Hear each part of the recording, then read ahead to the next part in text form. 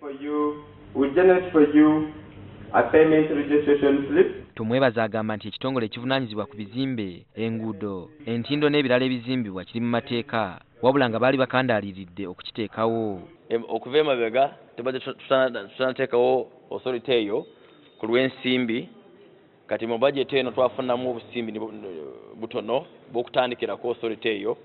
Mu lukiiko olutudde mu Kampala nga lwetabiddwamu abakugu mu kuzimba abakubi ba pulaani z'ebizimbe n'aba KCCA, Tumwebaza ategeezezza nga gavumenti weegenda okusoosowaza abazimba n'omugaso gw'okukulaakulanya naddala bamusiga nsimbi. Tumwebazi's house of 500 million is really not the same as Karim's hotel of $50 million, isn't it? Yes.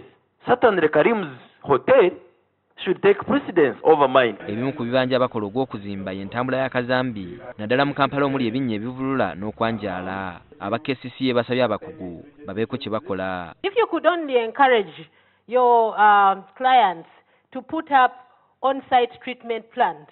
In fact, not just treatment plants, we could even utilize energy out of this sewage. We can generate electricity. In fact, the bill that goes into some of these big investments can be subsidized by such technology. You architects who work for us, you should be the ones to advise us, isn't it?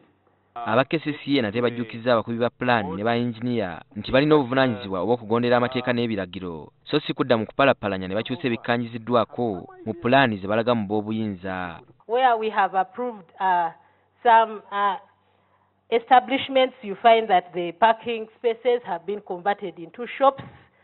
And you find that, again, this contributes to the congestion of the city because aba KCCA batubuulidde nti ekiseera tekijja kuyita nga tebasisinkanye bakugu ab'enjawulo bawaŋŋane amagezi ku bigasa Kampala eyafuuka omugotteko gw'abantu, ebizimbe, ebidduka ate n'emirimu.